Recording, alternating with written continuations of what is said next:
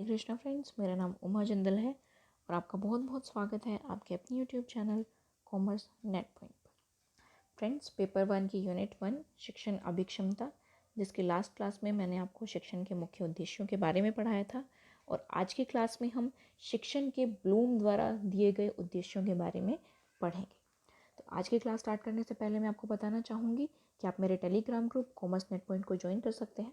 वहाँ पर आपको मेरे वीडियोज़ के लिंक्स और पीडीएफ्स मिल जाएंगे। तो अगर आप इस ग्रुप को ज्वाइन करना चाहते हैं तो इस ग्रुप का जो लिंक है वो मैं डिस्क्रिप्शन बॉक्स में दे दूँगी, वहाँ जाकर आप इस ग्रुप को ज्वाइन कर सकते हैं।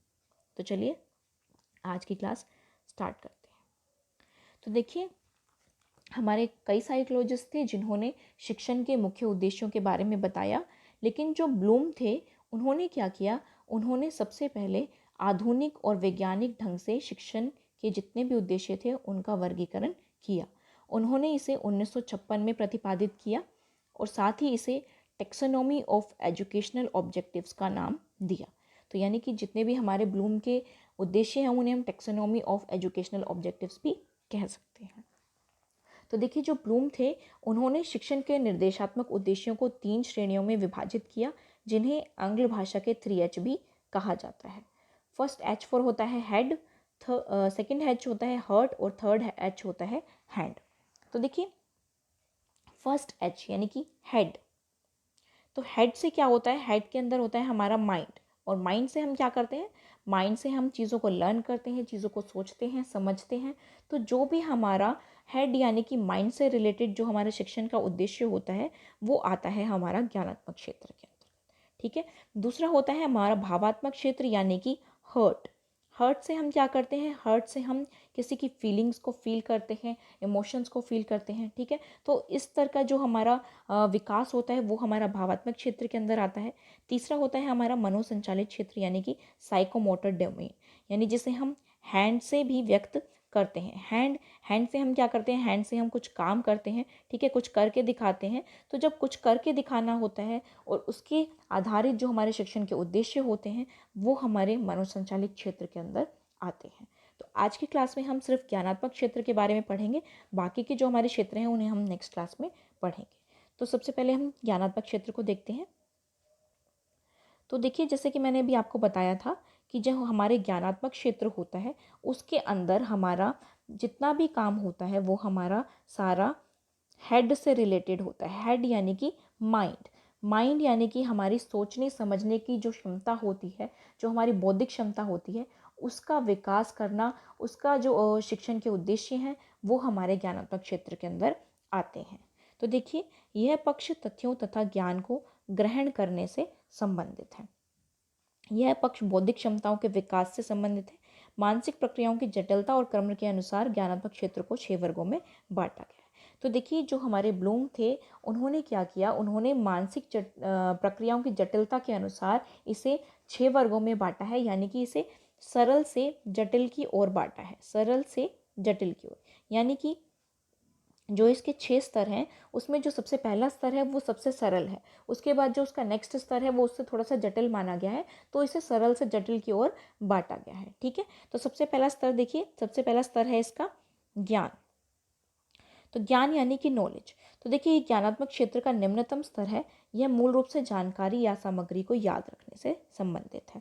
तो देखिए, ज्ञान के अंदर हम क्या सीखते हैं, ज्ञान के अंदर हम किसी भी चीज़ को याद करना सीखते हैं। ज्ञान का सीधा सा अर्थ है यहाँ पर याद रखना, यानी किसी भी चीज़ को लर्न करना, वो क्या कहलाएगा, ज्ञान। और ये सबसे क्या है, ये सबसे निम्नतम स्तर है ज्ञानात्मक स्तर का, ज्ञानात्मक क्षेत्र का, क्योंकि कोई भी चीज़ को लर्न करना सबसे पहले आसान होता है। ठीक है। तो इसके अंदर क्या क्या चीज़ें आती है, इसके अंदर किसी भी चीज़ को लर्न करना, चाहे वो हम किसी भी शब्दावली को लर्न कर रहे हैं, किसी भी संकेतों को लर्न कर रहे हैं, किसी परंपरा के बारे में हम कुछ लर्न कर रहे हैं, कुछ नियमों के बारे में हम लर्न कर रहे हैं, कोई विधियां हम लर्न कर रहे हैं, तो वो सभी चीज़ की किसके अंदर आएंगी, वो सभी चीज़ें हम ज्ञान के अंदर आती हैं। ठीक है। उसके बाद नेक्स्ट आता है हमारा अवबोध यानी कि कॉम्प्रिहेंशन। तो देखिए, अवबोध उद्देश्य की प्राप्ति पर विद्यार्थी अनुवाद, बहिर्वेशन और व्याख्या 3 प्रकार की क्रिया कर सकता है। ठीक है। तो देखिए, अवबोध का क्या अर्थ है, अवबोध का सीधा सा अर्थ है चीज़ों को समझना। जो भी चीज़ें हमने पढ़ी हैं, हमने याद करी हैं, उनको समझना। सबसे पहले देखिए कोई भी चीज़ क्या करते हैं हम, सबसे पहले हम लर्न करते हैं, उसके बाद हम उसे क्या करते हैं, उसे हम समझते हैं, उसे समझ के उसके आधार पर हम उनकी व्याख्या कर सकते हैं।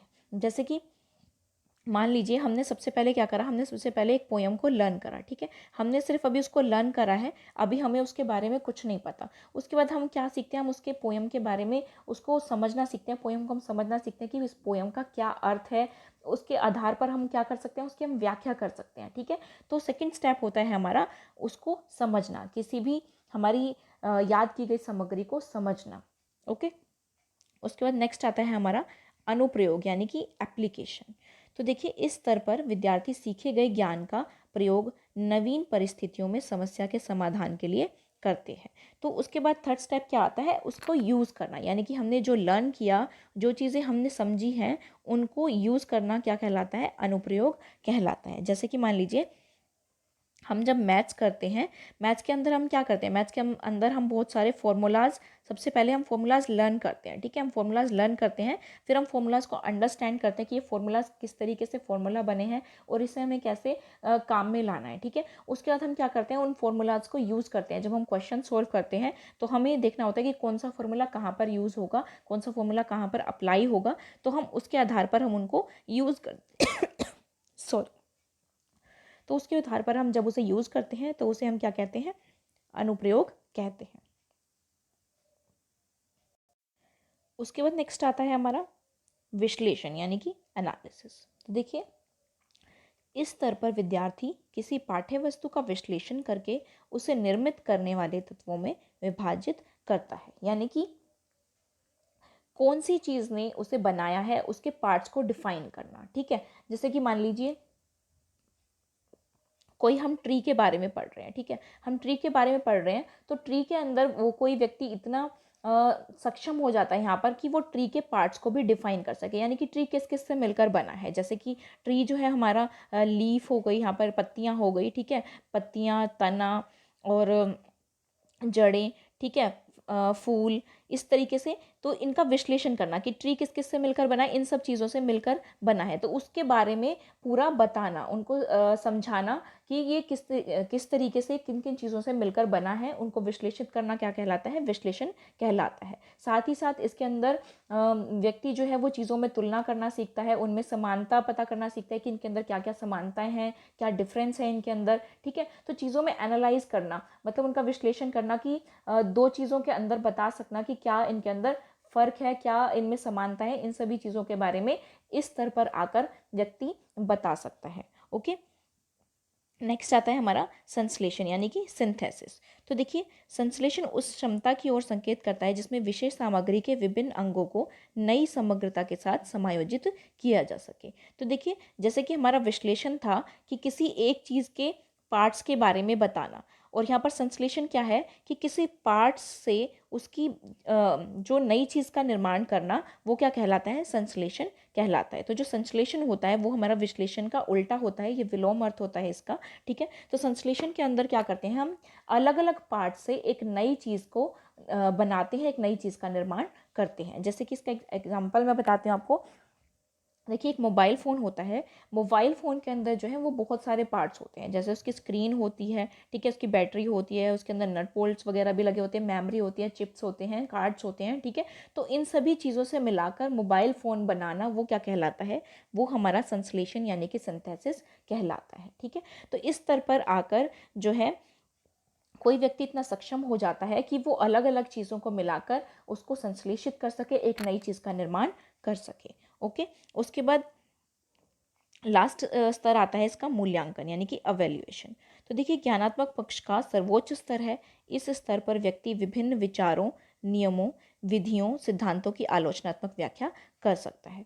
तो देखिए सबसे पहले किसी भी व्यक्ति ने क्या किया, सबसे पहले उसे लर्न किया, उसके बाद उसे अंडरस्टैंड किया, उसके बाद उसे यूज़ करना सीखा, उसके बाद उसका एनालाइज करना सीखा कि कौन सी चीज़ किससे डिफरेंस है, उसके अंदर तुलना करना सीखा, ठीक है। उसके बाद अलग अलग चीज़ों से संश्लेषण करना सीखा, और एट लास्ट में वो क्या करता है, वो चीज़ों का मूल्यांकन करना सीख जाता है कि कौन सी चीज़ जो है वो सही है, कौन सी चीज़ गलत है।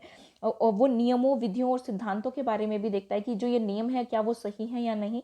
तो इसके आधार पर वो क्या कर सकता है, आलोचनात्मक व्याख्या भी कर सकता है कि अगर उसे लगता है कि कोई नियम सही नहीं है तो वो उसके आधार पर आलोचनात्मक व्याख्या भी कर सकता है। जैसे कि मान लीजिए मैं आपको पढ़ा रही हूँ, तो अगर आपको लगता है कि मैं आपको सही पढ़ा रही हूँ तो ही आप इसे कंटिन्यू करोगे, नहीं तो आप उसे छोड़कर चले जाओगे। तो इसे क्या कहते हैं, इसे मूल्यांकन करना कहता है कि अपने बारे में सही गलत पता करना, सही चीज़ों के बारे में जानना कि क्या सही है क्या नहीं, क्या गलत है, ठीक है, उनका मूल्यांकन करना क्या कहलाता है, एवेल्युएशन कहलाता है। ये ज्ञानात्मक पक्ष का लास्ट स्तर होता है, सबसे सर्वोच्च स्तर होता है, और जो ये स्तर होता है ये सबसे जटिल होता है। यह स्तर कोई भी व्यक्ति सबसे आखिर में प्राप्त करता है, ठीक है।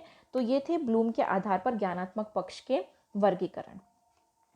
तो ब्लूम जो थे उन्होंने 1956 में जो ज्ञानात्मक पक्ष का वर्गीकरण किया था, उनको एंडरसन और कर्तवूल ने रिविजिट किया और उसको रिप्रेजेंट किया, उसमें कुछ संशोधन किए, ठीक है। तो देखिए जो ब्लूम का संशोधित ज्ञानात्मक क्षेत्र था, उसे एंडरसन और कर्तवूल ने 2001 में संशोधित किया, ठीक है। उन्होंने क्या क्या चीज़ें इसमें चेंज की, उन्होंने सबसे पहले तो जो इसे नाउन फॉर्म में लिखा गया था, उन्होंने नाउन फॉर्म से इसे वर्ब फॉर्म में लिखा, ठीक है। और साथ ही साथ इसके कुछ नेम चेंज किए, नाउन से जो वर्ब फॉर्म में चेंज किए, ठीक है। नॉलेज को उन्होंने क्या किया, नॉलेज को उन्होंने रिमेंबर कर दिया, सीधा सीधा रिमेंबर मतलब याद रखना। तो रिमेंबर उन्होंने यहाँ से इसलिए चेंज किया क्योंकि नॉलेज के अंदर जो है वो चीज़ें थोड़ी कंफ्यूज हो जाती हैं, ठीक है। लेकिन रिमेंबर से क्या, रिमेंबर से पता चल गया कि चीज़ों को याद रखना ही रिमेंबर है, ओके। नेक्स्ट कॉम्प्रीहेंशन को इन्होंने अंडरस्टैंड में चेंज किया कि चीज़ों को समझना, ठीक है। एप्लीकेशन से इन्होंने अप्लाई लिखा और साथ ही साथ एनालिसिस को इन्होंने एनालाइज लिखा, ठीक है। तो इन्होंने इसको नेम्स में थोड़ा वर्ब फॉर्म में चेंज किया, ओके। उसके बाद इन्होंने जो सिंथेसिस था, सिंथेसिस को यहाँ से हटा के इन्होंने इसको क्रिएट की फॉर्म में लिखा। क्रिएट का क्या मीनिंग होता है, क्रिएट का मीनिंग होता है नई चीज़ों का सृजन करना, ठीक है। किसी भी नई चीज़ का निर्माण करना, वो क्या कहलाता है, वो क्रिएशन कहलाता है, ठीक है। तो इन्होंने सिंथेसिस को नहीं लिखा, सिंथेसिस की जगह पर इन्होंने क्रिएट लिखा और उसे इन्होंने 6th नंबर पे रखा। साथ ही साथ जो इवैल्यूएशन था, इवैल्यूएशन को इन्होंने 5th नंबर पर रखा कि सबसे पहले कोई व्यक्ति चीज़ों का मूल्यांकन करता है, उसके बाद सृजन करता है, ठीक है। तो ये सभी चेंजेस जो किए वो एंडरसन और कर्तवूल ने 2001 में किए। तो इसे ब्लूम की रिवाइज्ड टैक्सोनॉमी भी कहा जाता है। तो ये एग्ज़ाम के लिए बहुत इंपॉर्टेंट है, तो आप इसे अच्छे से लर्न कर लीजिएगा ताकि अगर एग्ज़ाम में कोई भी यहाँ पर क्वेश्चन आता है तो आप उसे पुट कर सकें।